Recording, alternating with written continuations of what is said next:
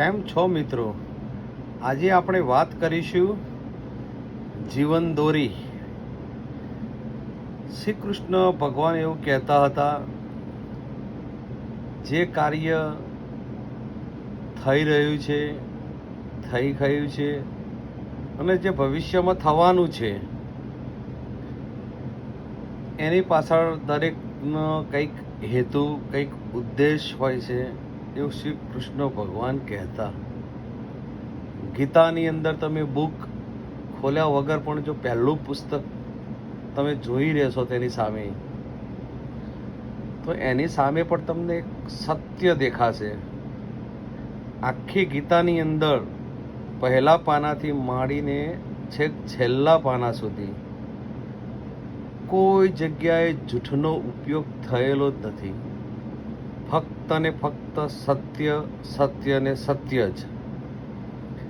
ઘણી વખત આપણને એવું થતું હોય છે કે હું આટલા સારા કાર્યો કરું છું, કોઈક વ્યક્તિ એના કર્મ પ્રમાણે કદાચ ખરાબ કાર્ય કરતો હશે, તો ઘણી વખત એને પોતાને એવું લાગતું છે કે હું આ ખરાબ કાર્ય કરી રહ્યો છું, પણ કદાચ એ સાચું એ કરી રહ્યો હોય.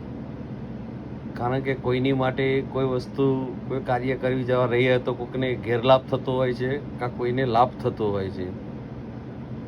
કહેવાનો મતલબ એટલો જ છે કે કોઈ કાર્ય કરતું હોય છે, કોઈ સારા પુણ્ય દાન કરતું હોય છે, પશુ પક્ષીઓને દાણા નાખતું હોય છે, ચણ નાખતું હોય છે, કોઈક પૈસાનું દાન કરતું હોય છે, કોઈક એની શક્તિ ભક્તિ પ્રમાણે કોઈ કામ કરતું હોય છે. તો ઘણી વખત મનુષ્ય કહેતો હોય છે કે આટલું બધું કર્યા પછી પણ મારા જીવનમાં દુઃખ આવતું હોય છે. કોઈ ખરાબ કાર્ય કરતો હોય તો એવું કહે છે કે આપણા જીવનમાં સુખે સુખ છે. વાસ્તવમાં જોવા જઈએ તો એ આપણી જોવાની દ્રષ્ટિ કદાચ જુદી હોઈ શકે.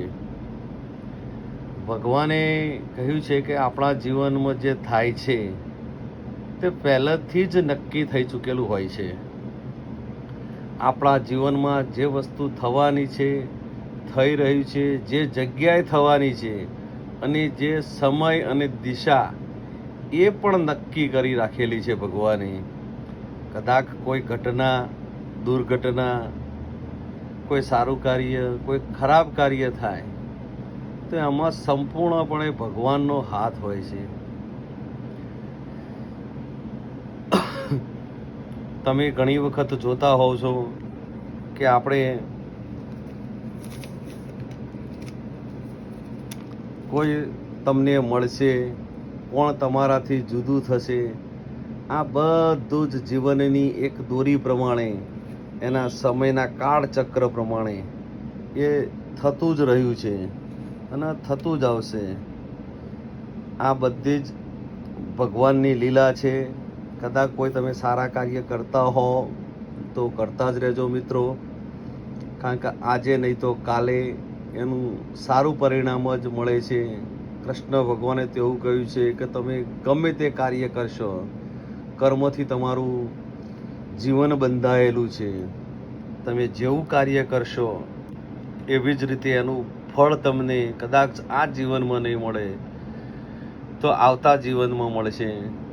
પણ હું તો એવું કહું છું કે આ જ જન્મમાં સારા કાર્યો કરેલા છે તો કદાચ તમારા નસીબમાં તમે નહીં ભોગવી શકો, કદાચ આવતા બહુના ખરાબ કાર્યો કર્યા હશે કે ભગવાન જાણે, પણ તમારા સંતાનો, તમારો પરિવાર તો સુખી રહી જ શકશે.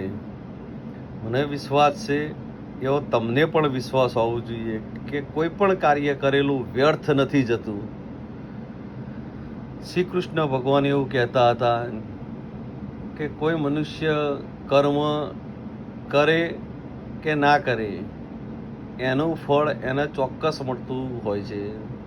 સામાન્ય રીતે કોઈ માણસ આપણે જોઈતા હોઈએ છીએ તો સવારમાં પક્ષીઓને ચણ નાખતું હોય છે, કદાચ કોઈ કીડીઓના નર પૂરતું હોય છે, કદાચ કોઈ મંદિરની અંદર જઈને અને સેવા પૂજા કોઈ કરતું હોય છે.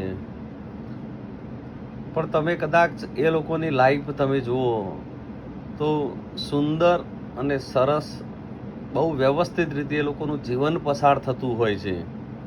કદાચ એમની જોડે પૈસા 5 પૈસા 10 પૈસા કોકની જોડે ઓછા વધતા પ્રમાણમાં હશે, પણ માણસ સુખી અને નિરોગી તો ચોક્કસ હશે.